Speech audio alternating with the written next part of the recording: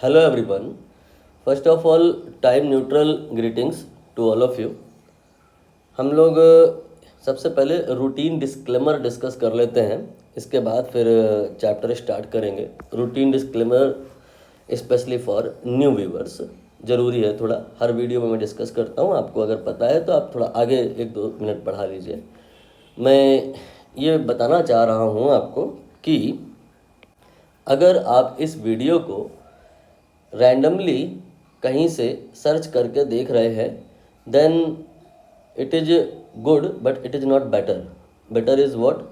Better कि आप इस वीडियो को जिस भी प्लेलिस्ट के अंदर है वहीं के थ्रू आकर के देखें तो ज़्यादा सही रहेगा।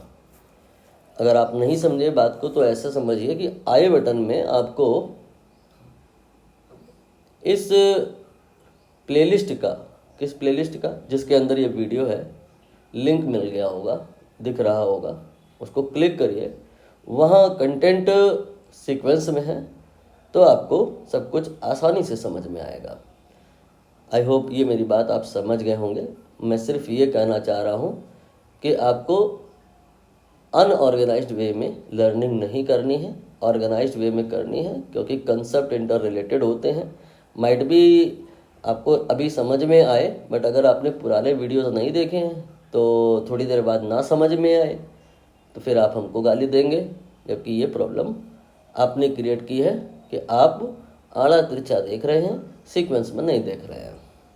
एक तो ये बात हो गई, डिस्क्लेमर हो गया। दूसरा डिस्क्लेमर ये कि ये बात अच्छी है कि आप बुक भी रीड करते हैं, ये बात अच्छी है कि आप बुक से एक्सरसाइज एंड क्वेश्चंस भी करते हैं, तो आपको ये करना है, ठीक है। लेकिन एक वीडियो देखने के इमीडिएट बाद आप जा कर के अगर ये काम करेंगे, रीडिंग फ्रॉम बुक, एनसीईआरटी या कोई दूसरी, या क्वेश्चंस, तो नहीं होंगे।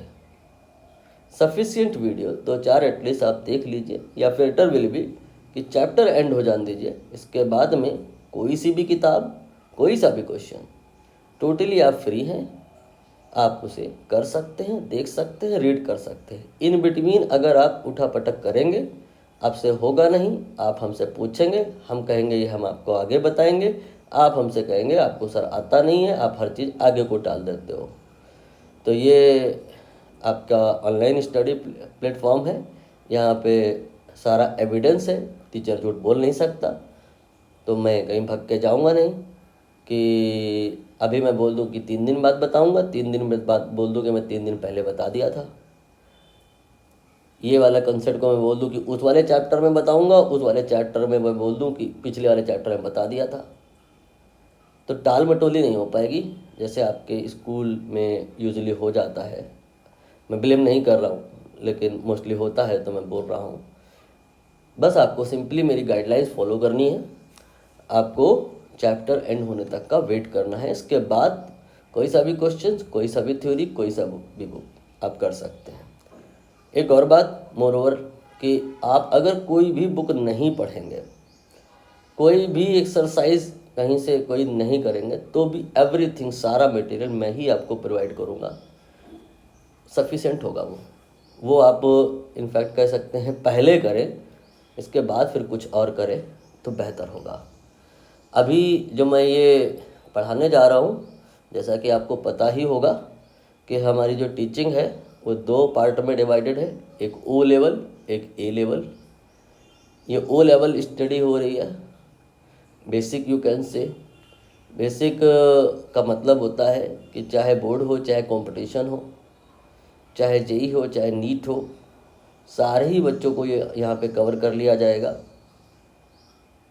वो बच्चे जो कंसेप्ट को बिल्कुल भी नहीं समझ पाते हैं, उनको भी कवर किया जाएगा, और उनको भी टारगेट किया जाएगा जिनका लेवल बहुत हाई है। हाँ, उन हाई लेवल वाले बच्चों के लिए एडवांस फिजिक्स वो भी पढ़ाई जाएगी, बस वो इसके बाद होगी। तो इसी क्रम में, इसी सीक्वेंस में ऐसा संभव है कि कोई एक टॉपिक जो मैं इस चैप्टर में पढ़ा रहा हूँ एनसीईआरटी में, किसी और चैप्टर में मिल जाए, या कोई एक टॉपिक जो मैंने इस चैप्टर में नहीं पढ़ाया है वो एनसीईआरटी में किसी और चैप्टर में मिल जाए। आई मीन टॉपिक की सीक्वेंसिंग की मैं बात कर रहा हूँ। ये इसलिए किया जा रहा है ताकि कमज़ोर से कमज़ोर बच्चे को भी समझ में आ जाए। मतलब आपके ये भले के लिए किया जा रहा है।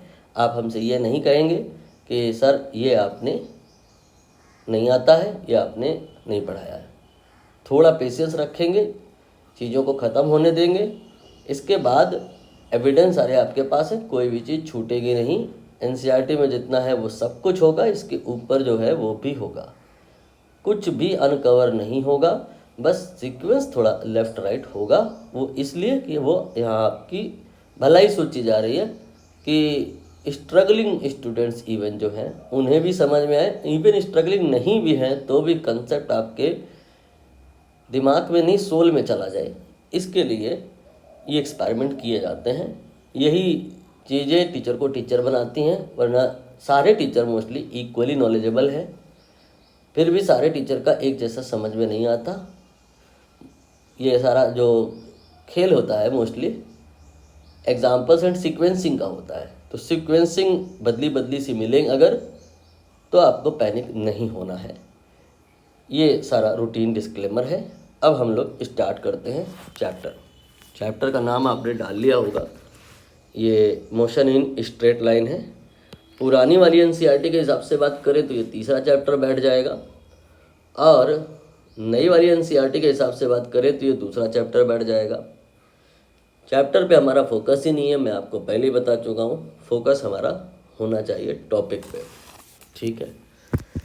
फिर भी अगर आप चैप्टर का नाम डालना चाहते हैं, नंबर डालना चाहते हैं, तो आप इसे चैप्टर 1 कह सकते हैं। तो आप बोलोगे सर इसके पहले वाले चैप्टर को फिर क्या बोले? यूनिट एंड मेजरमेंट इसके पहले आपने पढ़ाया, बुक में इसके पहले दिया, उसको क्या बोले? वो चैप्टर 0 है।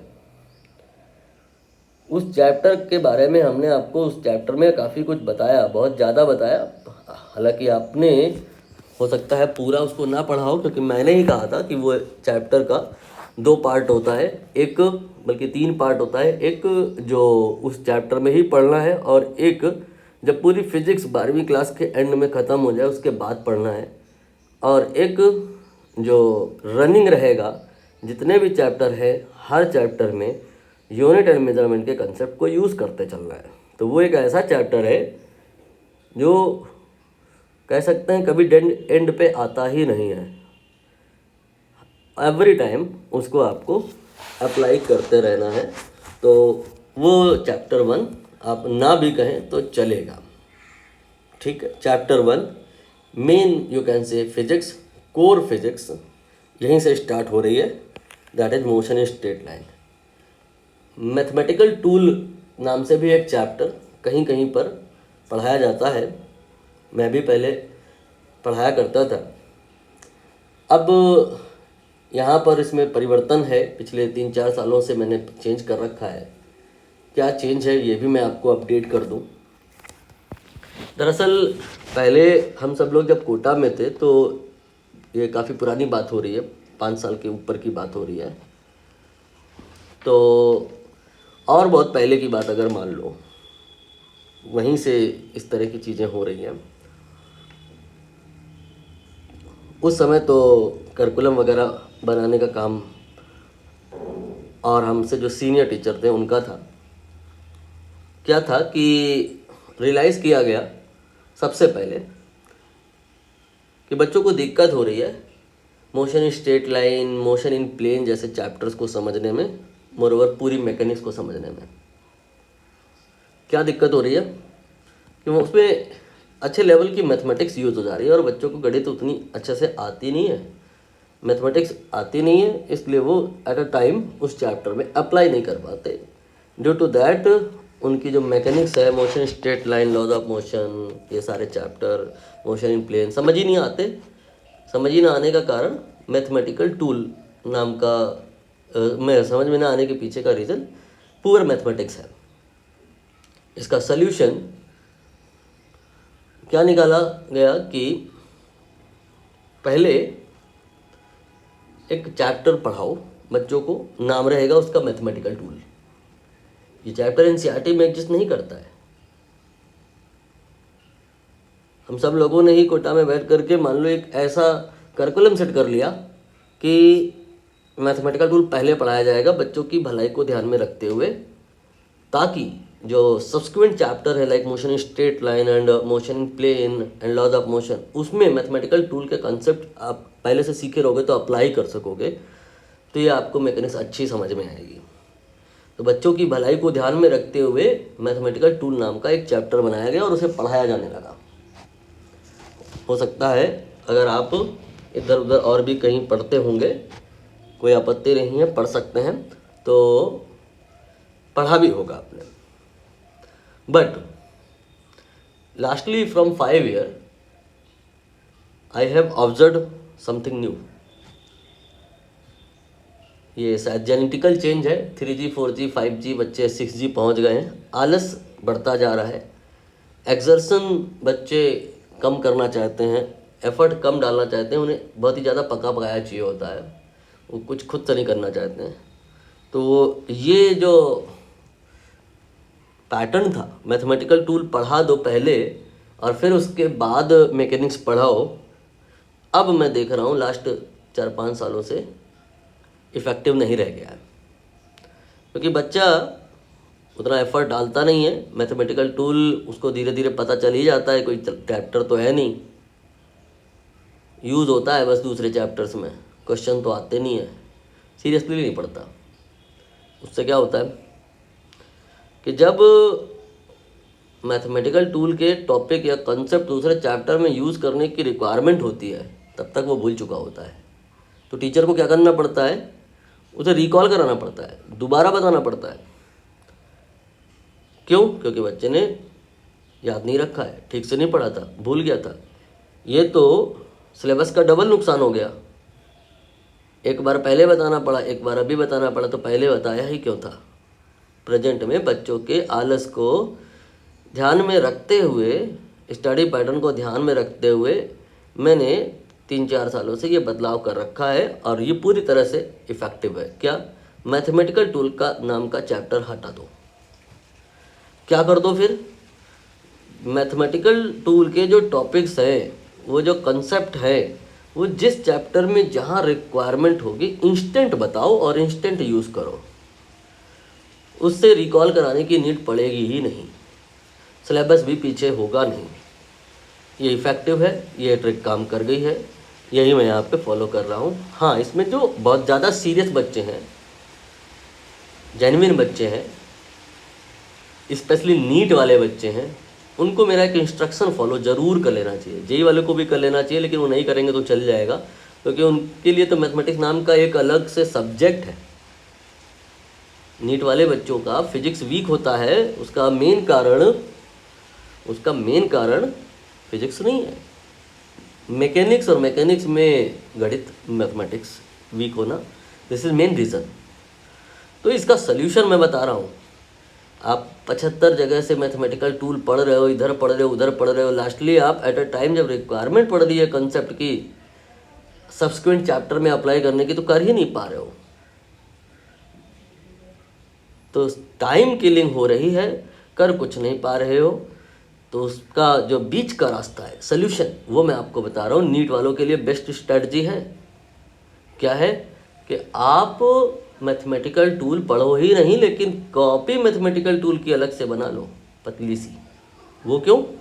जब मैं ये पढ़ाऊँगा, ये या कोई भी चैप्टर पढ़ाऊँगा, जहाँ जहाँ जो जो मैथमेटिक्स यूज होगी, मैं उसकी इंस्टेंट डिलीवरी दूंगा, इंस्टेंट वो टॉपिक मैं एक्सप्लेन करूँगा, फिर उसे यूज़ भी करूँगा। जैसे कि यहाँ पे देखो, स्लोप के बारे में मैंने बताया है, ग्राफ के बारे में आपने देख लिया होगा, मैंने बताया है, स्लोप के बारे में नीचे कहीं बताया होगा, ये बताया है। तो ये सब मैथमेटिक्स के कॉन्सेप्ट है, तो इसे मैं इस चैप्टर में यूज़ कर रहा हूँ, इंस्टेंट डिफाइन कर रहा हूँ, इंस्टेंट बता रहा हूँ, एंड देन यूज़ कर रहा हूँ। तो आपने क्या करना है, अगर आप जेन्युइनली अच्छे से पढ़ाई कर रहे हैं, तो करना ये है कि मैथमेटिकल कंसेप्ट जो मैं इस चैप्टर में बता रहा हूँ और उसे यूज़ कर रहा हूँ, इस चैप्टर को नहीं, मैथमेटिकल कंसेप्ट को, जैसे स्लोप, मैं निसंदेह इस चैप्टर में बता रहा हूँ, लेकिन ये कंसेप्ट वो है जो गणित का है और किसी और चैप्टर में भी यूज़ होता है। मैं स्टार मार्क कर दूंगा ऐसे कंसेप्ट को कि ये एक जनरल कंसेप्ट है, ये जनरल फिजिक्स का टॉपिक है, ये मैथमेटिकल टूल का टॉपिक है। इसे आप हर चैप्टर में कहीं भी, इवन केमिस्ट्री में, इवन बायोलॉजी में, ये शायद ज़्यादा हो गया, नहीं बायोलॉजी में एक दो जगह ग्राफ सेल डिवीज़न वगैरह होती है तो वहाँ पे प्रोबेबिलिटी और बाइनोमियल थ्योरम वगैरह आ सकती है, तो ज़्यादा नहीं हो गया। मैं बस कहना चाह रहा हूँ कि कुछ चीज़ें ऐसी हैं जो उस चैप्टर तक लिमिटेड नहीं है, वो जनरल हैं, कहीं भी यूज़ हो सकती हैं। उससे आप अपनी एक सेपरेट कॉपी में रखें। यू विल नोटिस व्हाट 3-4 महीने में आपकी जो गणित है अव्वल दर्जे की हो जाएगी, बिना अलग से किसी चैप्टर को पढ़े। बस मैं कहना चाह रहा हूँ यहाँ पे कि वो वाली ट्रिक मैंने यूज़ कर ली कि बूंद बूंद से घड़ा भरता है। सब कुछ इकट्ठे नहीं बताएंगे, धीरे धीरे करके बताएंगे, सब कुछ कवर हो जाएगा। ये मैंने शुरुआत में आपको जो स्ट्रैटेजी बताई है 5-10-15 मिनट, ये आपके लिए बहुत ही ज़्यादा यूज़फुल होगी, क्योंकि कंटेंट निसंदेह बहुत इम्पॉर्टेंट है। टीचिंग स्टाइल, पढ़ने का ये सब पढ़ाई बहुत इम्पॉर्टेंट है, लेकिन उससे ज़्यादा प्रिपरेशन स्ट्रैटेजी वो भी इम्पॉर्टेंट है। वो ये वही वाला एग्जांपल ले सकते हैं ना यहाँ पे कि मेहनत तो करना, हार्ड वर्क करना, स्मार्ट वर्क करना दो अलग बातें हैं। आपको स्मार्ट वर्क भी करना है, हार्ड वर्क भी करना है, इसके लिए प्रिपरेशन स्ट्रैटेजी ज़रूर पता होनी चाहिए। वो मैंने बताई है, शायद 10-15 मिनट हो गए होंगे, ज़्यादा भी हो सकते हैं। बहुत इंपॉर्टेंट थी ये चीज़ें आपके लिए। अब मैं कंटेंट पे आ रहा हूँ। सारे डिस्क्लेमर, सारे स्ट्रैटेजी, एवरीथिंग कवर हो गया है। चलिए, ये आपका टॉपिक भी है मोशन स्ट्रेट लाइन, और यही आपका चैप्टर भी है। यहाँ पर आप देखें तो एक वर्ड है मोशन, एक वर्ड है स्ट्रेट लाइन। मैं दोनों को ही 1 बाय 1 बता दूँ। ये मोशन क्या होता है, यहाँ पर देखिए, इसको देखिए और इसको देखिए, दोनों में क्या अंतर है। ये बच्चा वहीं पे खड़ा है, कहीं नहीं जा रहा है, और ये बच्चा जा रहा है। ऑब्वियसली समझ आ गया होगा कि ये रेस्ट में है और ये मोशन में है, कोई भी बता लेगा। तो आपने ये बताना है कि इसके साथ में और इसके साथ में क्या अंतर है, किस बेसिस पे आप कह रहे हो कि राइट वाला जो बच्चा है वो मोशन में है। यहाँ पे रीज़न लिखा है ट्रैवलिंग डिस्टेंस। ये कोई डिस्टेंस नहीं कवर कर रहा है, ये कोई डिस्टेंस नहीं ट्रैवल कर रहा, बल्कि कर रहा है, तो ये जो है मोशन में है। तो व्हाट इज मोशन, 75 डेफिनेशन हो सकती हैं। थोड़ा पढ़ लिख जाने के बाद लोग अच्छी अच्छी डेफिनेशन भी लिखा देते हैं। Position changing continuously with time, of course correct. ये सब आगे धीरे धीरे करके आ जाएगा, समझ में भी आ जाएगा। अभी तो शुरुआत है, बस कीवर्ड लिख लो, कुछ समझ में आ जाए। और मोशन की डेफिनेशन लिखने को थोड़े ना कोई आ रहा है, यहाँ से तो अभी ग्राफ आएंगे, वो है चीज़ मेन, वो समझ में आए। इसलिए बस जितना बता रहे हैं उस पर फोकस करो, कंपैरिजन मत करो। कंपैरिजन करना है तो एंड में करो चैप्टर के, तब तक मैं सब कुछ बता चुका हूँगा। यहाँ पे ये नहीं आपको बोलना है कि सर हमारे सर ने तो बताया था कि मोशन में क्या होता है, सिस्टम होता है, सराउंडिंग होता है, ऑब्जर्वर होता है, ये पोजीशन होता है, डिस्प्लेसमेंट होता है, टाइम के साथ चेंज होता है। तो सब इकट्ठे थोड़े ना बता देंगे। यहाँ पर हमको रटाना नहीं है, यहाँ पे हमें आपको चीज़ें समझानी है। तो एक सीक्वेंस होगा, पहले आप यहाँ पर ट्रैवलिंग डिस्टेंस कीवर्ड लिख ले, बाकी सब धीरे धीरे आएगा। इनफैक्ट मैं अभी इस वीडियो में डिस्प्लेसमेंट की बात ही नहीं करूँगा, ये डिस्टेंस और डिस्प्लेसमेंट में होता है अंतर। ज़्यादा भी बीच में हम मिक्सिंग करेंगे तो कंसेप्ट बाउंस हो जाएगा। डिस्टेंस तो बच्चे को भी समझ में आता है, 5 साल के बच्चे को। यही एक्चुअली मेरा टारगेट है। मैं हमेशा अपने गोल को ये ऐसा बना के रखता हूँ कि जो मेरा पढ़ा है, अगर 5वीं 6वीं 7वीं 8वीं 9वीं 10वीं सारे बच्चों को समझ में आ रहा है, 9वीं 10वीं एटलीस्ट उन बच्चों को भी समझ में आ रहा है, मीन्स मेरी टीचिंग स्टाइल सही है। मेरा पढ़ाने से जो अगर सारे बड़े बड़े लोगों को समझ में आने लग जाए तो कोई खास फ़ायदा नहीं है। जिनको नहीं समझ में आता है उनको अगर मैं समझा ले जाऊँ, देन इट प्रूव्स कि मैं थोड़ा बेहतर पढ़ा रहा हूँ। बाकी रही बात क्या कहते हैं, उनको भी समझ में आ जाए जिनको बहुत आता है तो मैं अगली वीडियो में शुरुआत कर दूंगा, 4-5 क्वेश्चन दे दूंगा, कर लियो या करवा लियो। गूगल, चैट जीपीटी, जो भी आपका मन करे मदद ले लियो, हो जाए तो हमको बता दीजिएगा। तो हमारा कंसर्न, हमारी ऑडियंस वो नहीं है जिनको सब आता है, हमारी ऑडियंस वो है जिनको कुछ नहीं आता है या कम आता है। तो अभी जितना हम आपको बता रहे हैं बस उतनी करते चलो। मोशन डिफाइन हो गया है, अब हम स्ट्रेट लाइन की बात करेंगे। यहाँ पर 2 मीटर आप डिस्टेंस ट्रेवल किए, फिर यहाँ पे भी देखो 2 मीटर ट्रेवल किए, आगे क्या अंतर है, यहाँ देखो उसी डायरेक्शन में चल गए और यहाँ पर डायरेक्शन चेंज हो गया। तो जहाँ पे डायरेक्शन चेंज नहीं हो रहा है उसको स्ट्रेट लाइन कहेंगे, और जहाँ पे हो रहा है उसको स्ट्रेट लाइन नहीं कहेंगे। आगे चल के पता चलेगा कि इसको मोशन इन प्लेन कहते हैं। और मोशन इन प्लेन को पढ़ने के लिए वेक्टर्स का हमें आइडिया होना चाहिए, ये सब दैट टाइम पढ़ाया जाएगा। बट अभी तो हमें मोशन और स्ट्रेट लाइन ये पढ़ना है। तो हमने ये मोशन बताया और ये स्ट्रेट लाइन बताया। ये बच्चा अगर सीधी सीधी रोड पे चलता चल जाए तो ये स्ट्रेट लाइन मोशन है। जो अगर रोड में टर्निंग हो जाए देन स्ट्रेट लाइन नहीं है, फिर वो मोशन इन प्लेन हो जाएगा। अब यहाँ पर देखिए क्वेश्चन, देखिएगा कितनी जल्दी हम सही जगह पे एंटर कर रहे हैं, जिसमें बच्चों को दिक्कतें आती हैं। ग्राफ वगैरह की बात हो रही है। ग्राफ आगे चल के आपको पता चलेगा 3 प्रकार के मोस्टली ड्रॉ होते हैं, एक ST, VT, AT। अभी तीनों ने नहीं, साथ नहीं, 1 बाय 1 ST ग्राफ ड्रॉ करना है। S क्या है, डिस्टेंस, T क्या है, टाइम। क्वेश्चन है कि a body travelling of 2 metre comes to rest. Body 2 metre चल गई और फिर रुक गई, फिर नहीं चल रही, ST ग्राफ बनाइए। तो T यहाँ पर हमने लिया है, एक टेबल बनाई है, उसके लेफ्ट वाले कॉलम में T लिया है और राइट वाले में S लिया है। बॉडी 2 मीटर चल गई, आपको आइडिया होना चाहिए कि टाइम लगातार चेंज हो रहा है, लगातार बढ़ रहा है, कभी कम तो होता नहीं टाइम। इसमें अक्सर लोग ऐसे कहते हैं टी की वैल्यू नेगेटिव नहीं हो सकती है। टी की वैल्यू नेगेटिव हो सकती है, टी का जो चेंज है वो नेगेटिव नहीं हो सकता, क्योंकि टाइम इंक्रीज कर रहा है। ये बात थोड़ी सी कम समझ में आई होगी, पैनिक नहीं होना है।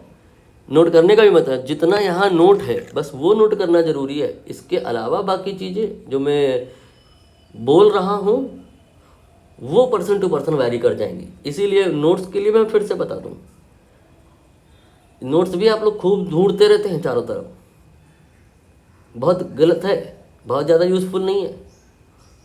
बहुत गलत तो नहीं कहेंगे, बहुत ज़्यादा यूज़फुल नहीं है जितना आप समझते हैं। नोट्स आपका कस्टमाइज्ड होना चाहिए, आपका पर्सनल होना चाहिए।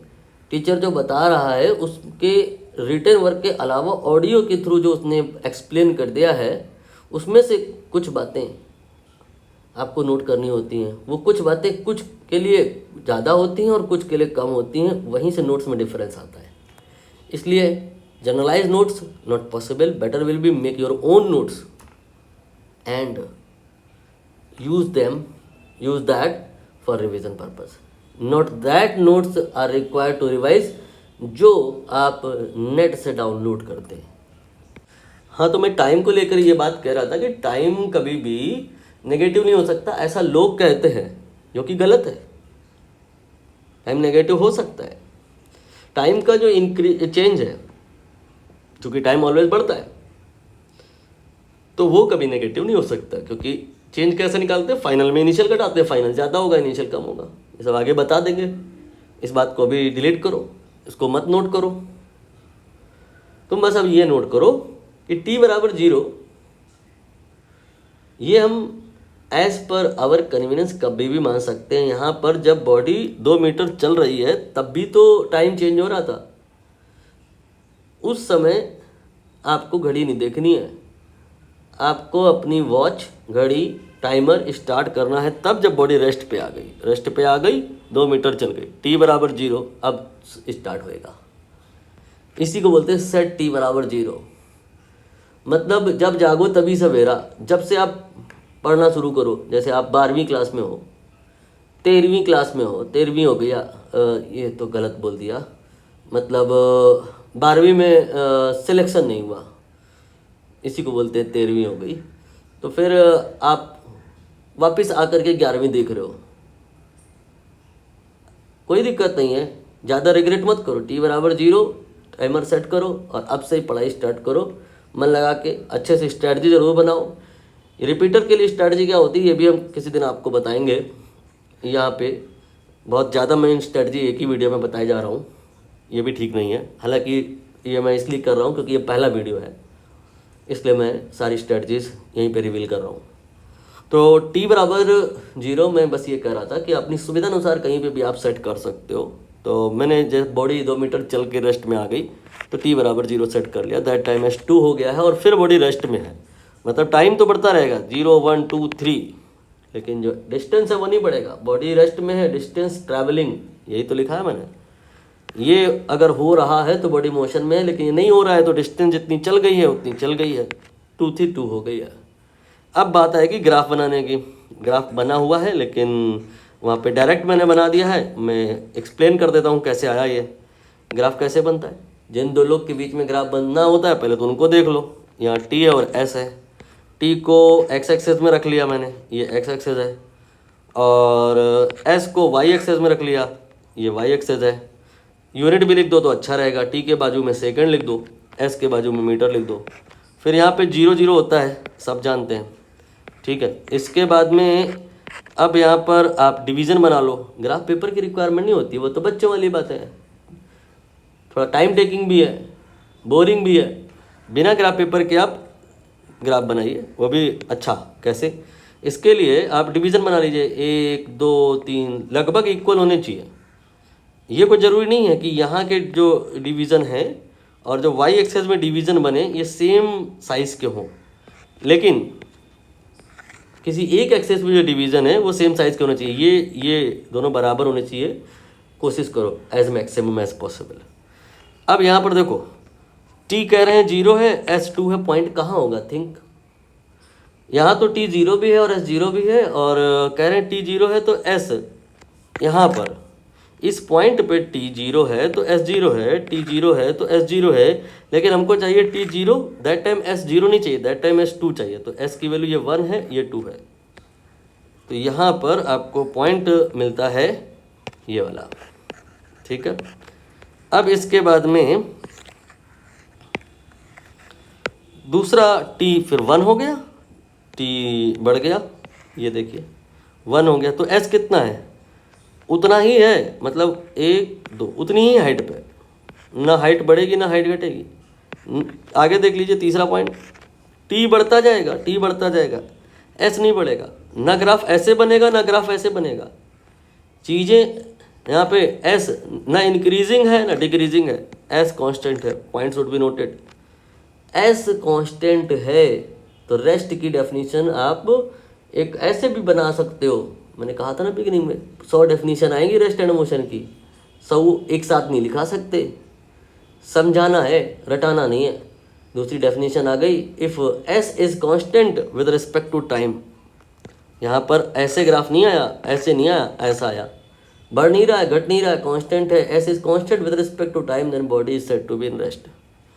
आपको रट भी लेना है इस ग्राफ को। उल्टा भी क्वेश्चन आता है। ग्राफ के क्वेश्चन 2 ही प्रकार से हो सकते हैं बच्चा, तुम सोच तो के तो देखो एक बार। या तो ग्राफ बना होगा या ग्राफ बनाना होगा। मतलब बना होगा तो उसमें से पूछ लेगा कि बताओ इतने टाइम पे उतना क्या है, उतने टाइम पे इतना क्या है, या बॉडी रेस्ट में है या मोशन में, ग्राफ को देख के बताओ। ग्राफ से डेटा एक्सट्रैक्ट करने के लिए क्वेश्चन आ सकता है, या आपको क्वेश्चन दे देगा, कहेगा ग्राफ बना दो। Which of the following will represent rest, which of the following will represent motion, चार्टो ग्राफ बना के दे देगा। रटना कुछ थोड़े ना है, समझना है। रटना बाद में है कि भाई साहब यहाँ पर ऐसा ग्राफ होता है रेस्ट के लिए। जब समझ में आ जाएगा तो ये रटना भी नहीं पड़ेगा। आप दूर से बताओगे कि सर इसी ग्राफ में ऐसा हो रहा है कि डिस्टेंस बढ़ नहीं रहा है, ये रेस्ट में है। बाकी ऐसे अगर ऐसे बन जाता तो फिर तो वहाँ ऐसे बढ़ जाता, घट जाता, वो रेस्ट में थोड़े ना होता। डिस्टेंस बढ़ रही है अगर तो वो तो रेस्ट थोड़े ना है, वो तो मोशन में है। अब यहाँ पर देखो उसी चीज़ को हमने क्वेश्चन की फॉर्म में पूछ लिया है कि बताओ जी कौन सा रेस्ट में है, ये वाला या ये वाला। लेकिन ट्विक है यहाँ पे एक थोड़ा सा, सावधानी पूर्वक चलो। मोस्टली बच्चे कंफ्यूज होते हैं। क्या कंफ्यूजन होती है कि बच्चों को लगता है ये वाला बिल्कुल एक्सेस, टाइम एक्सेस के ऊपर है, उसी पर लाई कर रहा है, और ये कुछ हाइट पे है, तो ये रेस्ट पे है, ये रेस्ट पे नहीं है। कंसेप्ट अच्छे रखिए, रटना नहीं है, ओनली समझ समझ के रटना है। यहाँ पर भी रेस्ट है और यहाँ पे भी रेस्ट है। अंतर क्या है कि यहाँ पे बॉडी शुरुआत से कुछ चली ही नहीं, पहले से ही रेस्ट में थी, और यहाँ पे क्या है, बॉडी पहले 2 मीटर चली फिर रेस्ट पे आई, तो 2 मीटर चलने के बाद रेस्ट में आई। इसलिए यहाँ पे देखो एवरी टाइम टी की वैल्यू 0 हो, चाहे 1 हो, चाहे 2 हो, चाहे 3 हो, एस की वैल्यू 2 है, 2 है, 2 है, 2 है। यहाँ पे टी की वैल्यू चाहे कुछ भी हो, एस की वैल्यू 0 है, 0 है, 0 है, 0 है। मतलब रेस्ट ये भी है बट एवरी टाइम डिस्टेंस 0 है, रेस्ट ये भी है बट एवरी टाइम S2 है। Rest means not S0, rest means S is constant. अभी बोला था मैंने, distance is constant with respect to time, then body set to be in rest. यहाँ पे भी कांस्टेंट है, यहाँ पे भी कांस्टेंट है, बस यहाँ पे 0 है और यहाँ पे नॉन जीरो है। तो नॉन जीरो कांस्टेंट है या जीरो है, it does not matter. If S is constant then body is in state of rest. कुछ बातें मैंने ऑडियो में जो बोल दी हैं, आपको लगता है अगर भूल जाओगे तो नोट करते रहना। अगला प्रश्न देखिए, विच of the following graph is not possible. ये वाला, ये वाला, ये वाला, इनमें से कौन कौन सा ग्राफ पॉसिबल है, कौन कौन सा नहीं पॉसिबल है, इसको देखें। सबसे पहले पॉज करके सोचना चाहते हैं, अगर आप थोड़ा समय देना चाहते हैं, फुर्सत में है तो समय दे लीजिए। हिंट दे देता हूं मैं कि इन 3 में से कोई 2 ग्राफ हैं जो पॉसिबल नहीं है। नहीं, ये हिंट गलत दे दी दे करके।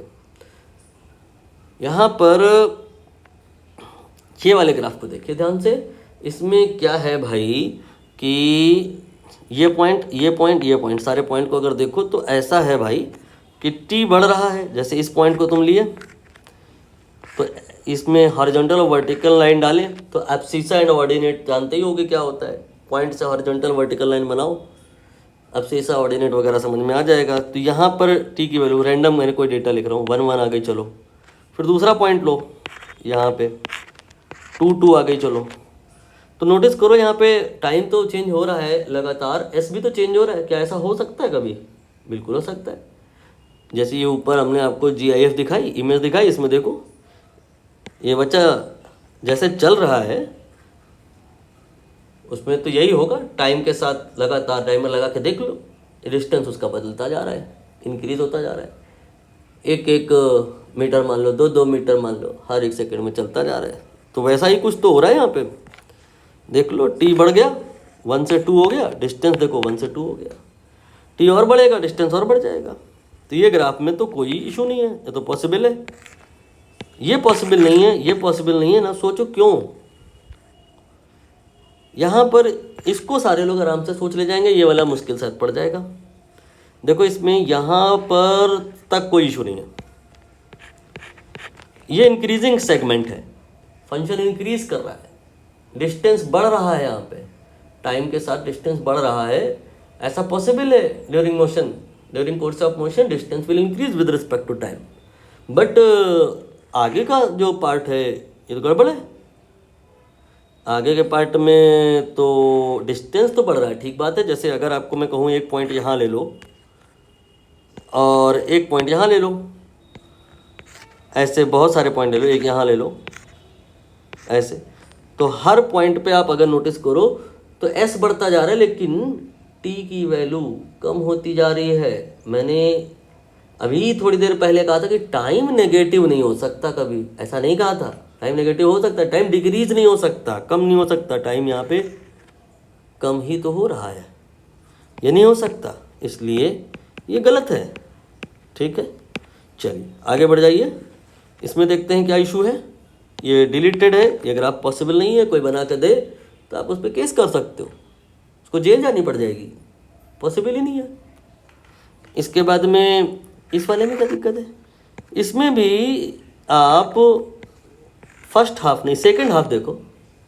सेकंड हाफ में आप बोलोगे सर यहाँ क्या दिक्कत है, टी तो बढ़ रहा है, लेकिन यहाँ एस घट रहा है, ये फंक्शन डिक्रीजिंग है।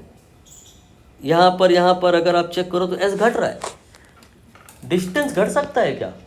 याद करो, अभी थोड़ी देर पहले मैंने कहा था डिस्प्लेसमेंट को बीच में हम नहीं डालेंगे वरना कन्फ्यूज़न हो जाएगी। डिस्प्लेसमेंट जिनने पढ़ा है उनको लग रहा होगा, उनको ही कन्फ्यूज़न हो रहा होगा। तभी मैंने कहा कि आप खाली दिमाग लेकर के हमारे पास आओ, हम आपको इंसान बना देंगे।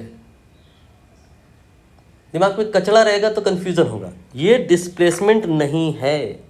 जो अगर डिस्प्लेसमेंट है तो ये ग्राफ पॉसिबल है। ये डिस्टेंस है, डिस्टेंस कभी नहीं कम हो सकती।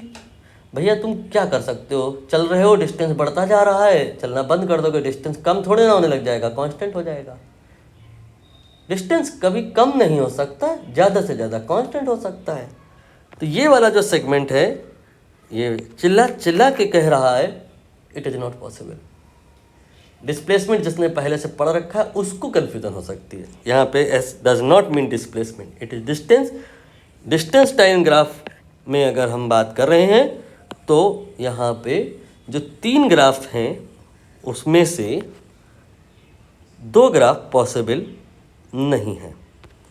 कौन वाला था, कौन वाला था,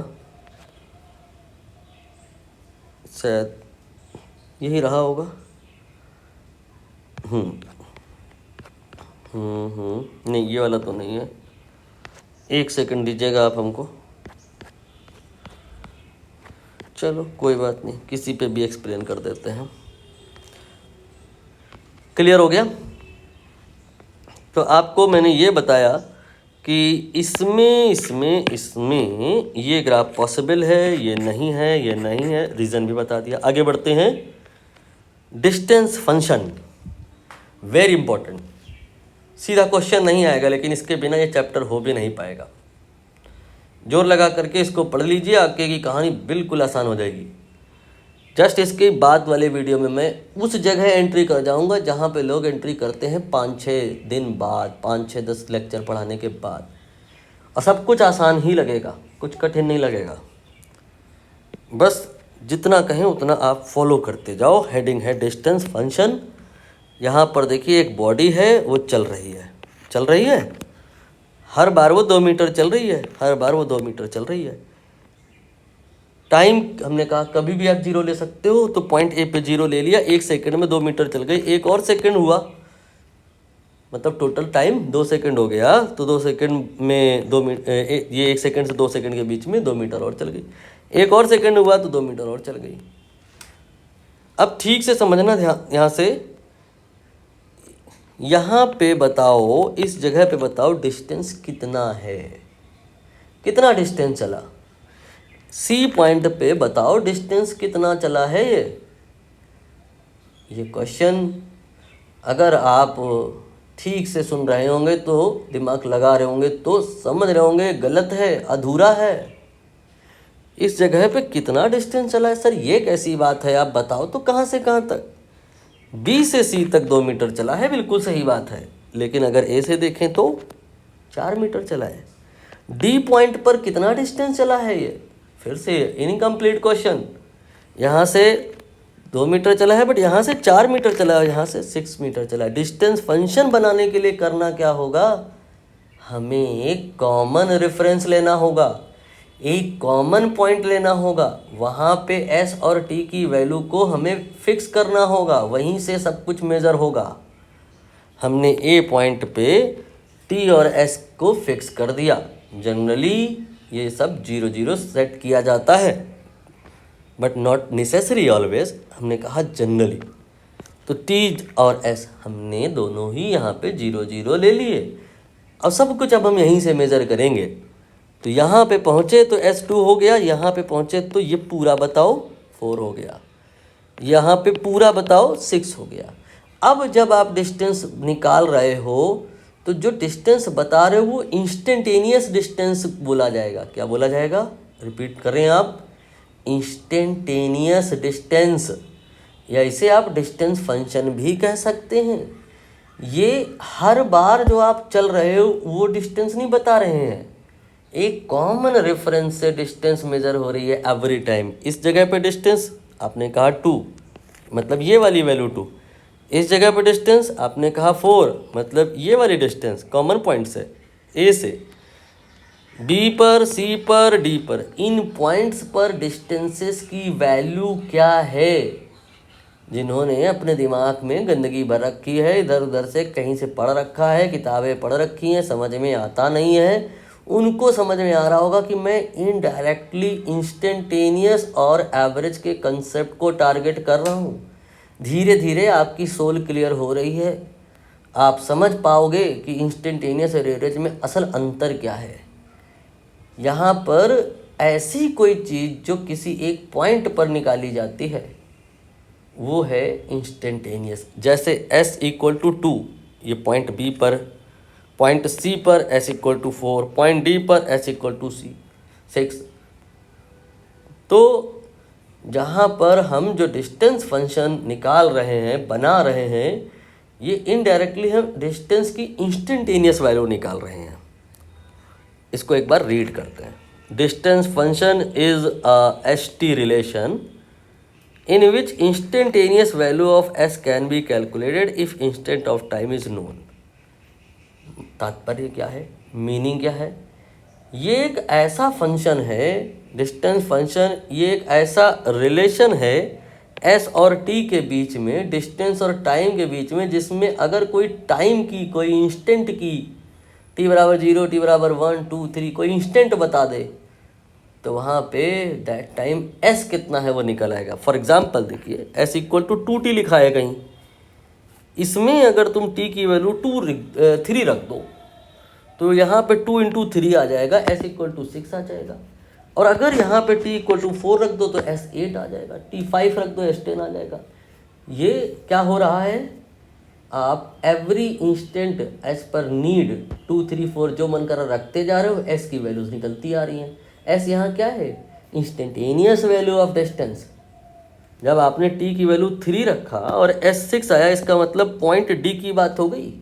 यहाँ पर t की वैल्यू कितनी है, 3, और यहाँ पे s कितना है, 6।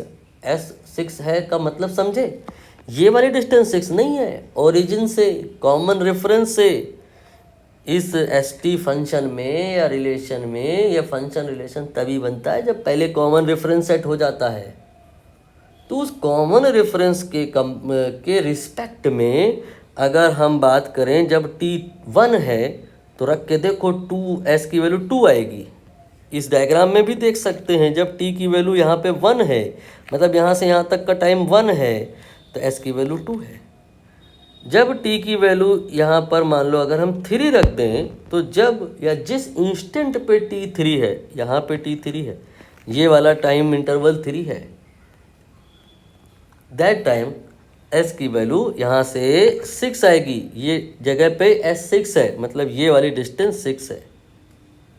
आई होप आपको काम भर का समझ में आ गया होगा, 90% आ गया होगा, बाकी 2-4% अभी क्वेश्चन करेंगे तो समझ में आ जाएगा। s इक्वल टू 2t है, टेबल, ग्राफ एंड स्लोप। यहाँ पे ये चीज़ जो मैंने बॉक्स में बंद कर दी है, ये वही चीज़ है जो आपकी उस छोटी सी डायरी में या किताब में या पत्रिका में नोट किया जाएगा, जो फिजिक्स की नहीं है, जो केमिस्ट्री की नहीं है, बायोलॉजी की नहीं है, गणित की भी नहीं है, जनरल है, जनरल कॉन्सेप्ट है, कहीं भी यूज़ सकते हैं, किसी भी चैप्टर में यूज़ सकते हैं, वहाँ पर आप इसे नोट करना।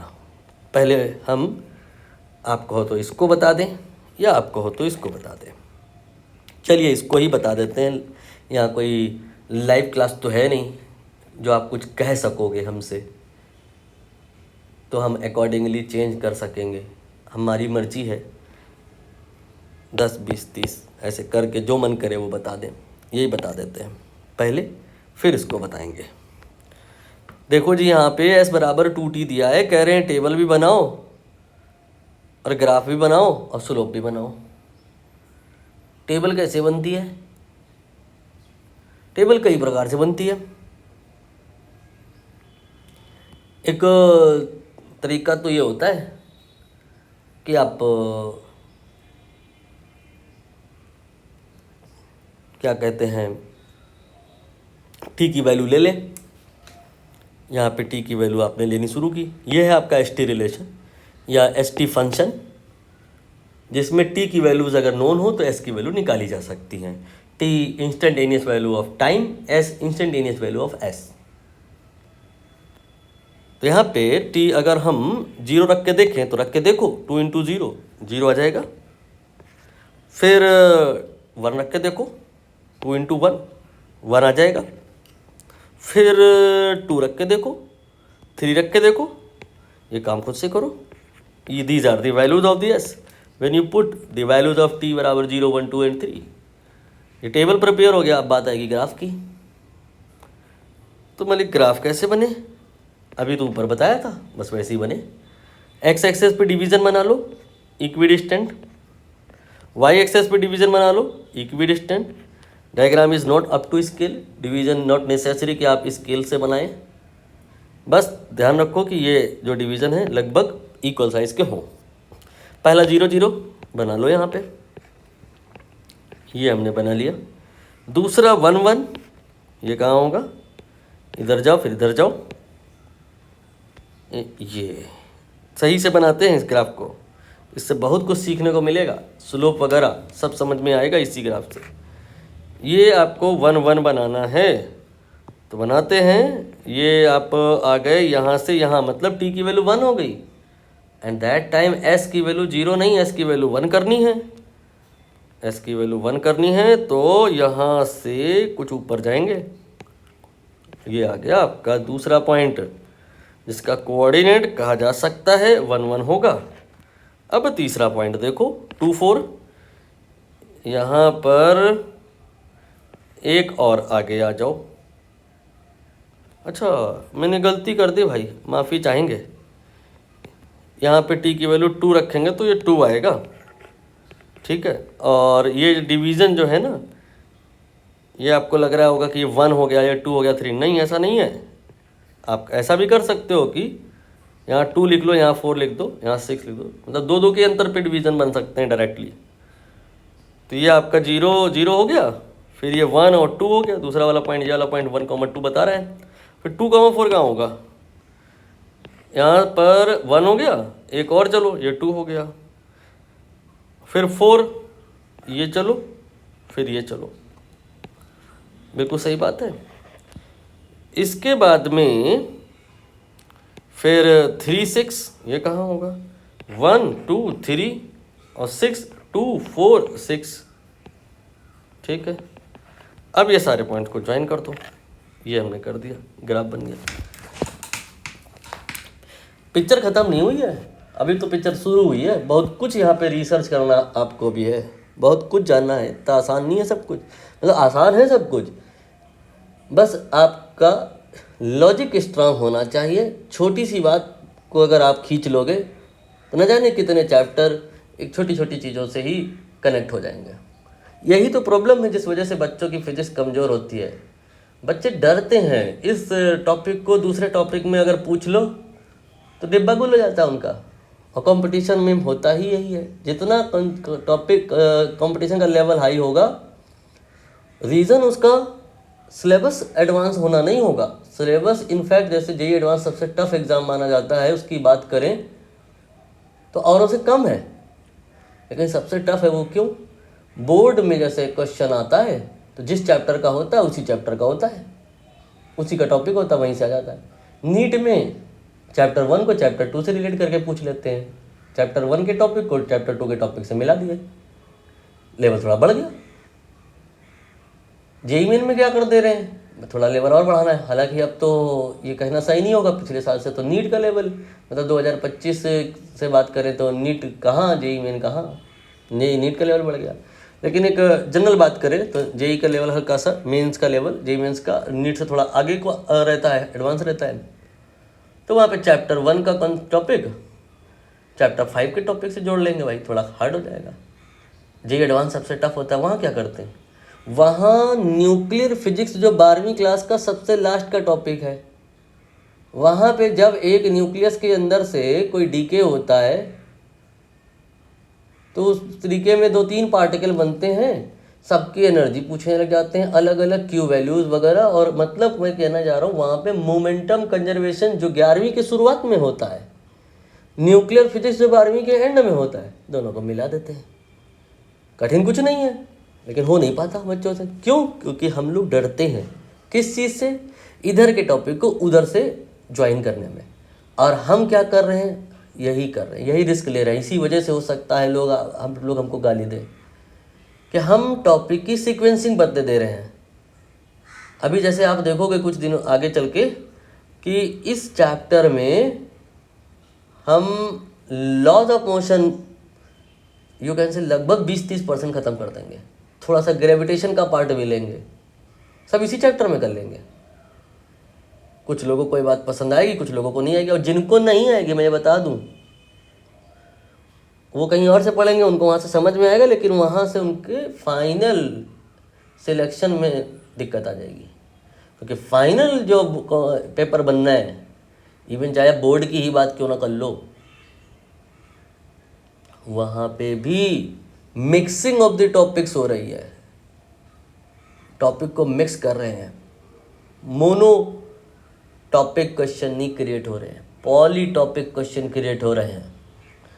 तो यहाँ पर अभी आप इस पे बहुत ज़्यादा रिसर्च करें, बहुत कुछ सोचें। किस आधार पे आपने कह दिया कि इनको मिलाने से ग्राफ स्ट्रेट होगा? क्या ग्राफ पेपर लिए थे आप? क्या ये एग्जैक्टली आपने मेजर करके बनाया था? अगर ये सब करते तब तो कोई बेस की रिक्वायरमेंट नहीं थी, कह देते कि स्ट्रेट लाइन आया है इसलिए स्ट्रेट लाइन होगा। बट यहाँ पे जब आप गेसिंग लगभग में चीज़ें बना रहे हो, ये मेज़र एग्जैक्टली किए नहीं हैं आप, तो कैसे कह सकते हो कि एग्जैक्टली स्ट्रेट होगी? माइट भी हो सकता है लिटिल बिट कर्व हो। ऐसे और बहुत सारे सवाल हैं, उनके जवाब जानने के लिए हमको यहाँ पे स्लोप की स्टडी करनी होगी। और स्लोप की स्टडी करने के लिए हमको यहाँ पे ये वाली कहानी को देखना होगा, ताकि आपको ये समझ में आ जाए कि जो स्लोप है ना भाई, ये कोई ऐसी चीज़ नहीं है, ये कोई ऐसी चीज़ नहीं है जो हमको ही पढ़नी है, सबको आती है। ये जो बिल्ली आप देख रहे हो, मैं मेन वाली फाइल खोलता हूँ, इसमें दिख नहीं रहा है, बिल्ली नाच नहीं रही है, ये रही, इसमें देखो। इस बिल्ली को भी पता है, अभी नहीं पता है लेकिन देखो भाग गई, बाद में दोबारा नहीं चढ़ी। क्यों? क्योंकि इसको बिल्ली को पता है कि भाई साहब ये वाली जो सीढ़ी है ना, इसका स्लोप ज़्यादा है, मैं ना चढ़ पाऊँगी इसमें। बिल्ली को ये आइडिया है और हमको नहीं पता स्लोप क्या होता है। कितने शर्म की बात है कि बिल्ली जान रही है कि स्लोप क्या होता है, बट हम नहीं जान रहे हैं। दरअसल बिल्ली थ्योरेटिकली जान रही है और हम लोग भी थ्योरेटिकली जान रहे हैं, बस उसे मैथमेटिकल करना है, मैथमेटाइज करना है। यही है फिजिक्स। जैसे पता है, पूरा फिजिक्स पढ़ने के बाद आखिरी में जाके बच्चों से पूछो भाई फिजिक्स क्या होता है, सोचने लग जा रहे हैं, अरे ये क्या होता है, व्हाट इज फिजिक्स। भाई मम्मी पापा पूरी फिजिक्स पढ़ने तो आएंगे नहीं, वो तो यही पूछेंगे ना, फिजिक्स पढ़ रहे हो तो बताओ फिजिक्स क्या है। बहुत सारी फिजिक्स की में डेफिनेशन हो सकती है, उसमें से कुछ ये कि थ्योरेटिकल चीज़ों को जो नेचुरली हमारे अराउंड हो रही हैं मैथमेटाइज करना, यही है फिजिक्स। नेचर के लॉज को मैथमेटाइज करना, यही है फिजिक्स। हमारे अराउंड जो कुछ भी गतिविधियां हो रही हैं, यही है फिजिक्स। लेकिन उसको हम मैथमेटाइज करेंगे। क्वांटिटी इसीलिए बनाते हैं ताकि उसको क्वांटाइज कर सकें, मतलब क्वांटिफाई कर सके, आई मीन मेजर कर सके। ठीक है। एप्पल नीचे गिर जाता है, न्यूटन ने देखा। इस चीज़ को मैथमेटाइज करने के लिए उन्होंने क्वांटिटीज़ बनाई, फोर्स बनाया, मास बनाया, एक्सेलरेशन बनाया, वेलोसिटी बनाया, डिस्प्लेसमेंट बनाया, पूरी मैकेनिक्स बनाई, उनको मेजर किया, उनके बीच में रिलेशन बनाया, इक्वेशन बनाया। इसीलिए फिजिक्स बिना मैथमेटिक्स के अधूरी है। हम लोग और भी बहुत कुछ देख सकते हैं अपार्ट फ्रॉम न्यूटन, कि जैसे किसी को चक्कर आता है तो वो नीचे ही गिर जाता है। जैसे अगर आपको किसी से दुश्मनी निकालनी है, उसको चक्कर आए, आप उसको नीचे न गिरने दीजिए, उसको पकड़ लीजिए। दुश्मनी निकालना तो नहीं कहेंगे, अनजाने में भी हो जाता है कभी कभी। है किसी को चक्कर आया, आप उसे पकड़ लीजिए कि हाँ बेचारा गिर ना जाए, चोट ना लग जाए, हम इसको पकड़ लेते हैं। What will happen? मर जाएगा वो। मुश्किल है बचना। प्रकृति ने, नेचर ने सेब को नीचे गिराया, न्यूटन ने चीज़ देख ली। आप भी कुछ देखो, शायद कोई लॉ बन जाए। आदमी को जब चक्कर आता है वो नीचे गिर जाता है, वो खड़ा नहीं रह सकता। आप उसे ज़बरदस्ती खड़ा रखोगे वो मर जाएगा। प्रकृति हमें बचा रही है, नेचर हमें बचा रहा है। कैसे? हमको नीचे गिरा करके। क्योंकि अगर खड़े रहे तो जो चक्कर का मेन रीज़न है, बहुत सारे रीज़न हो सकते हैं, उनमें से मेन खून की दौड़ान, ब्लड का सर्कुलेशन हमारे मगज में, खोपड़ी में पहुंचा नहीं है, सर में पहुंचा नहीं है। खड़े रहेंगे तो एंटी ग्रेविटी, ब्लड ऊपर जाएगा कैसे? लेटा दो अगले को। चक्कर आने के बाद अगर वो बंदा लेट गया है तो जो ब्लड सप्लाई है वो सर में पहुंच जाएगी, कोमा वाली स्थिति नहीं आएगी। इसीलिए प्रकृति हमारे भले के लिए सोचती है। और जब चक्कर आता है तो चक्कर आने के बाद कोई लेटा हुआ आदमी खड़ा नहीं हो जाता, खड़ा हुआ आदमी लेट जाता है अपने आप, बाय डिफॉल्ट, नेचुरली, स्पॉन्टेनियसली। क्योंकि प्रकृति हमें जिंदा रखना चाहती है, मारना नहीं चाहती है।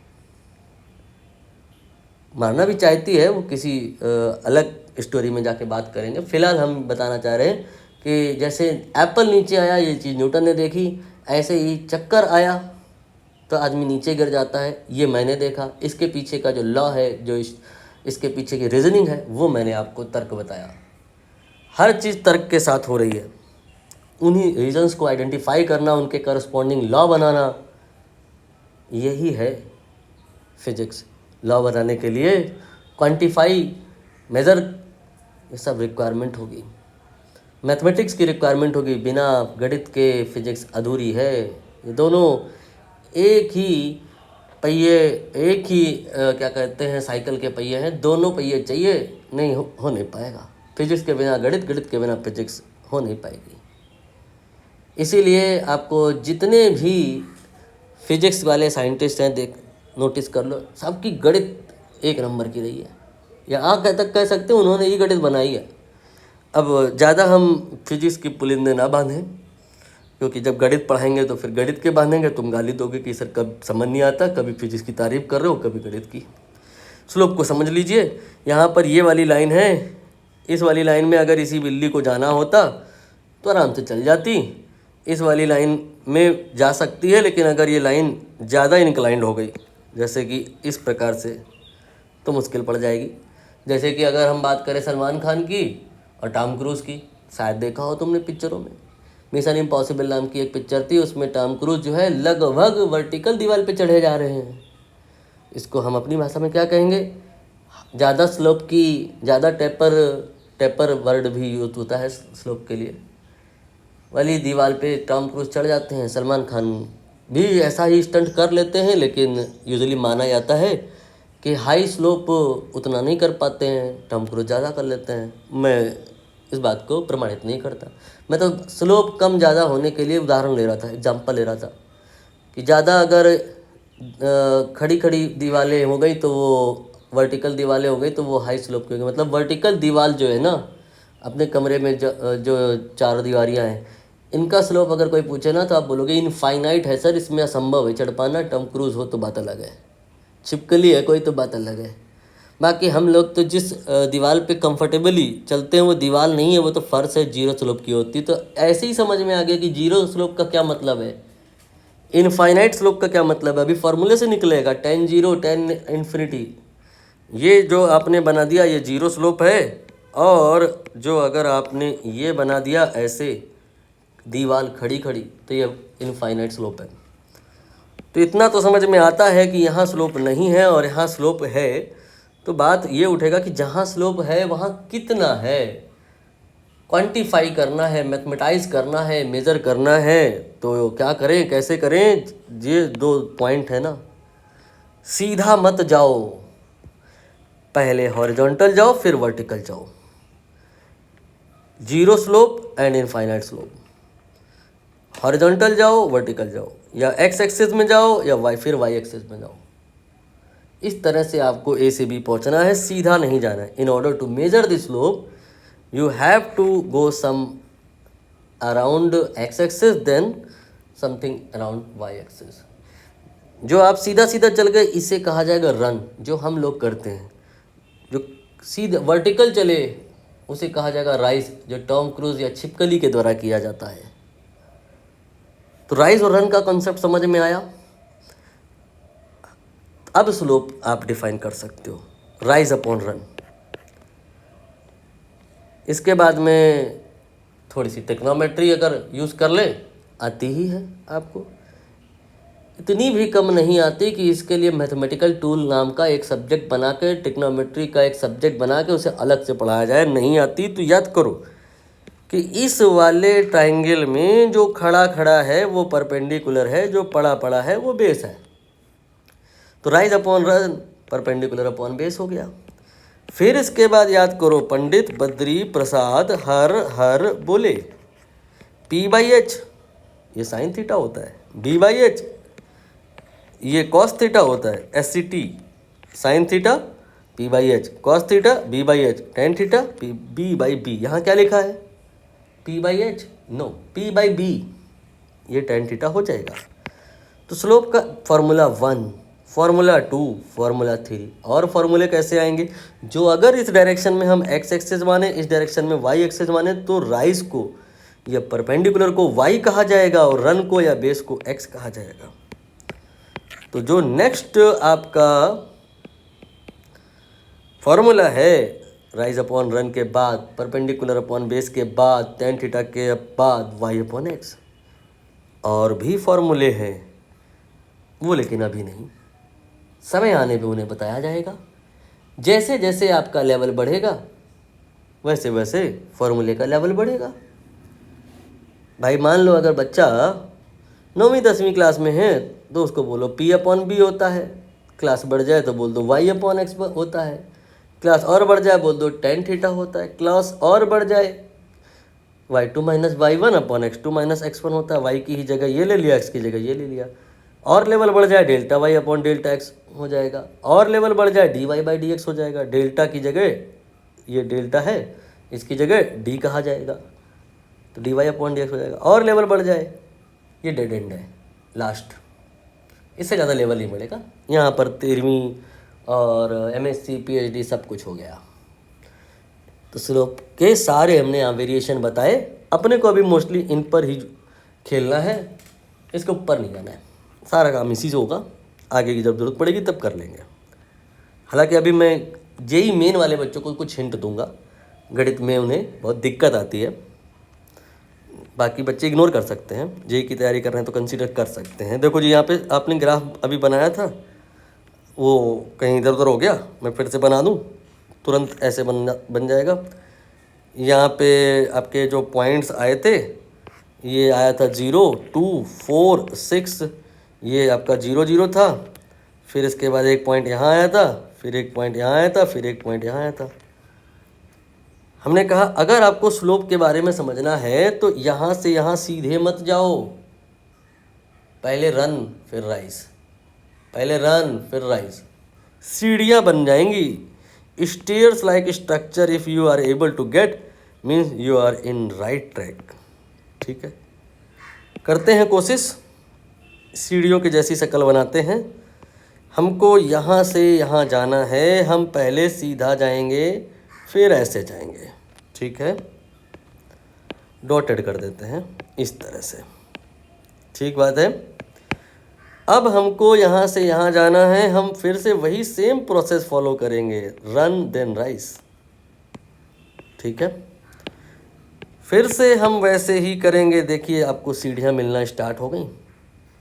अब ये सीढ़ी जो बनाते हैं, एक बार जाके उनसे पूछो, उनको स्लोप हमसे ज़्यादा आता है। बिल्ली को आता है, कुत्ते को आता है, कंस्ट्रक्शन साइट्स पे जो मजदूर होते हैं, अब जो मिस्त्री होते हैं, उनको आता है स्लोप और टेपर सब कुछ, हमें लेकिन नहीं आता है। बहुत शर्म की बात है। आज के बाद हमें भी आएगा स्लोप। क्या कि देखो यहाँ जो ये सीढ़ियाँ मिल रही हैं ना, ये राइज है, ये रन है, ये राइज है, ये रन है, इनका ही रेशियो निकालना है। ये आपका 1 था, ये आपका 2 था, 2 लिख लो, 1 लिख लो। फिर यहाँ पर ये जो पॉइंट था, ये आपका ऐसे था 2 और ये ऐसे था 4, हमको चाहिए ये वाला अमाउंट, यहाँ से यहाँ तक पूरा 2 है और ये 1 है, तो कितना और चलना पड़ा 1। ये टोटल 4 है जिसमें से ये 2 है, तो ये कितना और ऊपर जाना पड़ा 2। अब आपको यहाँ आना है, अगर यहाँ से, तो यहाँ पर ये था 3, ये था 6, लेकिन अगर यहाँ से यहाँ आना हो तो ऐसे देन ऐसे, तो कितना x में 1, कितना y में 2। आप नोटिस कर लो हर सीढ़ी का जो स्लोप है या टेपरिंग है बराबर है। यहाँ पे पहले वाले केस में 2/1 perpendicular upon base, perpendicular upon base, perpendicular upon base, run upon rise, sorry rise upon run. ये जो आप निकाल रहे हो ये 2, यही स्लोप है। बहुत सारी चीज़ें अभी यहाँ हमें और देखनी है। क्या, जैसे मैंने भी कहा था, किस बुनियाद पे, किस आधार पे तुमने कह दिया कि जब इन सारे पॉइंट्स को हम यहाँ मिलाएंगे तो वो स्ट्रेट लाइन ही बनेगा। बिकॉज आपने जो ये डिविजन्स बनाए थे, ये जो डिविजन्स बनाए थे, कोई एग्जैक्टली मेज़र करके तो बनाए नहीं थे, रफली बनाए थे। तो आप सारे पॉइंट्स को मिला करके स्ट्रेट लाइन पाओगे, इसकी गारंटी स्लोप से मिलती है। आप किसी भी सीढ़ी का स्लोप ले लो, चाहे इसका और चाहे इसका, चाहे इसका, if equal, then you can say that, then what you can say कि स्लोप पर वो ज्वाइनिंग विल बी स्ट्रेट। एक बात। दूसरी बात, ये जो बातें काम की लग रही है नोट करते रहना। बहुत कुछ मैं सिर्फ बोल रहा हूँ, लिखा नहीं रहा हूँ भाई, माफ़ी चाहेंगे। पर्सन टू पर्सन अलग अलग है, किसी को नोट करने की ज़रूरत कम है, किसी को नोट करने की ज़रूरत ज़्यादा है। और जो रेगुलर स्टूडेंट्स हैं, मैं उनसे गुजारिश करूँगा, या हो सकता है मैं ज़बरदस्ती करूँ, नोट्स आपके हम चेक करेंगे, देखेंगे कि आप वही लिख रहे हो सब कुछ जो हम यहाँ पे ऑलरेडी रिटन में लिख के लाए थे, या अपनी तरफ से भी कुछ लिख रहे हो। क्योंकि ऑडियो में भी, नॉन रिटन में भी ऐसा बहुत कुछ मैं बता रहा हूँ जो एक्सट्रीमली इम्पोर्टेंट है एंड आपको उसे नोट करना चाहिए। ये एबिलिटी पर्सन टू पर्सन अलग है, नीड पर्सन टू पर्सन अलग है, यहीं से नोट्स में डिफरेंस आएगा। इसलिए मैं जोर ज़बरदस्ती करके आपके नोट्स देख सकता हूँ। एनीवे, अब आप यहाँ पर ये समझ गए कि लाइन यहाँ पर स्ट्रेट क्यों होंगी। इसका बुनियादी कारण कि स्लोप बराबर आए। इसको दूसरे प्रकार से भी कह सकते हैं आप। दूसरे प्रकार से ऐसे कर सकते हैं कि अगर कहीं स्ट्रेट लाइन बनी है तो उसके प्रत्येक पार्ट का स्लोप, इसका ए से बी का, बी से सी का, सी से डी का बराबर होगा। कभी भविष्य में अगर लाइन थोड़ी ऐसी बने, आगे बताऊंगा, जिन्होंने पचड़ा दिमाग में पहले से डाल रखा है उनको मैं बता रहा हूँ कि ये पैराबोला जैसा है, वहाँ पे अलग है, यहाँ पे स्लोप देख लो अलग आएगा, यहाँ पे स्लोप देख लो अलग आएगा। तो स्लोप का कांस्टेंट ना होना, अलग अलग जगह अलग अलग होना, यहाँ अलग होना, यहाँ अलग होना, ये बता रहा है कि लाइन, कर्व, जो भी आप कह रहे हो, will not be straight. But slope का हर जगह बराबर होना ये बता रहा है curve will be straight. Theoretical aspect मैंने बताया। अब इसी चीज़ को मैथमेटिक्स वाले बच्चे जिनको जेईई की तैयारी करनी है, मेंस की तैयारी करनी है, पीसीएम ग्रुप के हैं जो, उनके लिए स्लोप का मैंने ये फॉर्मूला बताया। 1, 2, 3 पॉइंट ले लिया आपने, एग्जाम में क्वेश्चन आता है proof that these points are collinear. इनका कोऑर्डिनेट बताएंगे x1 y1, इनका कोऑर्डिनेट बताएंगे x2 y2, इनका कोऑर्डिनेट बताएंगे x3 y3। कहेंगे कि साबित करो कि ये पॉइंट्स कोलिनियर हैं। मतलब इनको जो ज्वाइन कर दें तो एक स्ट्रेट लाइन मिलेगी। कैसे साबित करें, अभी तो बताया मैंने, उसी को तो लगाना है। कि ये कह रहे हैं इनडायरेक्टली इनको मिलाने से कि स्ट्रेट लाइन मिलेगी। मतलब ए और बी को मिलाओ और स्लोप निकालो, बी और सी को मिलाओ और स्लोप निकालो। जो अगर स्लोप को वैसे m कहते हैं, मैंने शायद नहीं बता दिया है। a से b का जो स्लोप है m1, b से c का जो स्लोप है m2 बराबर आ जाए, देन वी से points will be collinear, ABC will be straight, otherwise not. तो यानी कि y2 minus y1 upon x2 minus x1 ये स्लोप हो जाएगा इसका, और इसका निकाल लो y3 minus y2 upon x2 minus x1, ठीक है। ये कंडीशन हो जाएगी फॉर कोलिनियरिटी। बाकी इसको डिटर्मिनेंट की फॉर्म में भी कुछ लोग ले जाते हैं, x1 y1 1 x2 y2 1।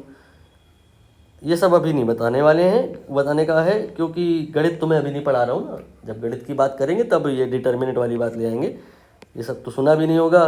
बाकी जो PCB ग्रुप के हैं बच्चे वो बोर भी हो रहे होंगे, इसलिए मैं दिशा बदल रहा हूँ। दिशा बदल लिया था, सही दिशा में वापस आ गया हूँ, ठीक है। ये हो गया क्वेश्चन, टेबल बन गया, ग्राफ बन गया, स्लोप बन गया। अब क्या है, एक और क्वेश्चन है शायद, बस।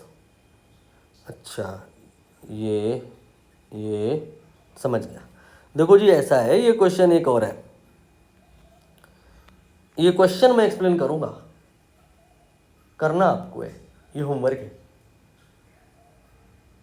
होमवर्क में number 1 you have to revise whole things in detail अच्छे से, एंड इस होमवर्क को भी करना है।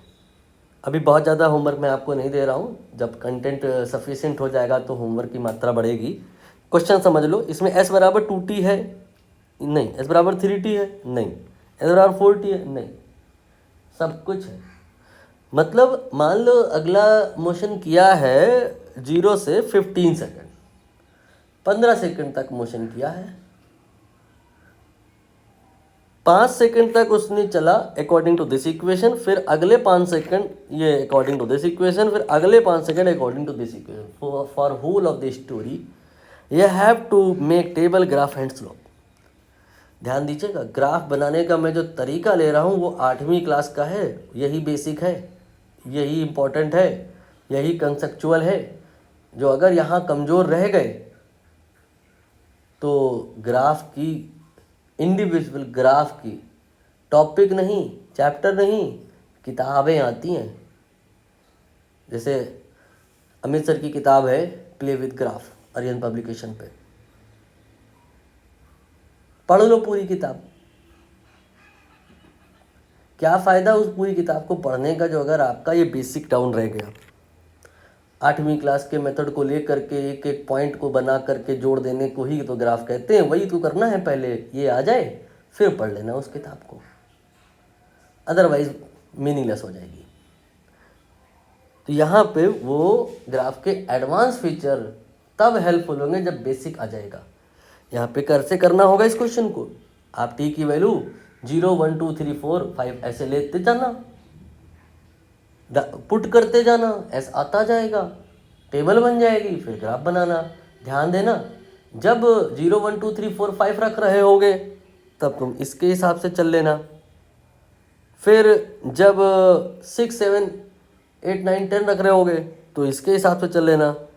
फिर क्या कहते हैं 11 12 13 14 चल रहा होगा तो इसके हिसाब से चल लेना। फंक्शन ब्रेक हो रहा है ना, अलग अलग है ना। इसमें जब आप करोगे तो एक कन्फ्यूज़न आएगी, अभी शायद नहीं समझ में आ रहा होगा, लेकिन मैं बता दे रहा हूँ, नहीं तो फिर आप कर नहीं पाओगे क्वेश्चन को। 5 जो है इसमें इंक्लूडेड नहीं है, इसमें इंक्लूडेड है। मतलब t बराबर 5 सेकेंड पर अगर कोई पूछ रहा है डिस्टेंस निकालने का, तो तुम यहाँ नहीं रखोगे, यहाँ रखोगे। ऐसे ही 10 यहाँ इंक्लूडेड नहीं है, यहाँ इंक्लूडेड है। मतलब t इक्वल टू 10 पे डिस्टेंस निकालना है, यहाँ नहीं रखोगे, यहाँ रखोगे। इस कहानी को गणित वाले बच्चे, PCM वाले अच्छे समझ पाएंगे कि टाइम यहाँ 0 से 5 है, यहाँ 5 से 10 है, यहाँ 10 से 15 है। ओपन और क्लोज ब्रैकेट वाला कंसेप्ट बता रहा हूँ मैं, ये भी गणित वाली बात हो गई है कि अगर किसी को इंक्लूड नहीं करना है तो उसके नेबर में कौन सा ब्रैकेट आएगा, एक ऐसा ब्रैकेट होता है एक ऐसा ब्रैकेट होता है। ये तब लगता है जब वैल्यू इंक्लूड करनी होती है, और ये तब लगता है जब इंक्लूड नहीं करनी होती है। तो जैसे 5 यहाँ पे इंक्लूड है, तो इस वाले 5 पर जो ब्रैकेट होगा that will be of this kind, but इस वाले 5 पे जो ब्रैकेट होगा it will be of that kind. Similarly 10 will be included here, so ये वाला ब्रैकेट आएगा। एंड बाकी आप 15 को कहीं कैसा भी बना लो, डज नॉट मैटर। एक रफ स्केच आप बना पाओगे, ये आपका क्वेश्चन हो जाएगा होमवर्क के वास्ते। इसी से हम आगे की स्टोरी रिलेट करेंगे, जहाँ पर बात होगी स्पीड की। देखने से ही समझ आ रहा होगा कि ये कुछ ज़्यादा ही स्पीड पे भाग रही है, और ये बच्चा मस्त मगन आराम से चल रहा है, किसी प्रकार की कोई चिंता नहीं है। इसका शायद वेट मेरे बराबर हो गया है, रनिंग इसलिए ही हो रही है, कार्डियो है ये। तो ये सब बातें अगली बार होंगी, डिस्कशन में आएंगी। उम्मीद करते हैं ये सेशन आपको समझ में आया होगा। ये सेशन बहुत ज़्यादा यूज़फुल हो गया क्योंकि इसमें दोनों ही बातें डिस्कस हो गई, कंटेंट भी एंड प्रिपरेशन स्ट्रैटेजी भी।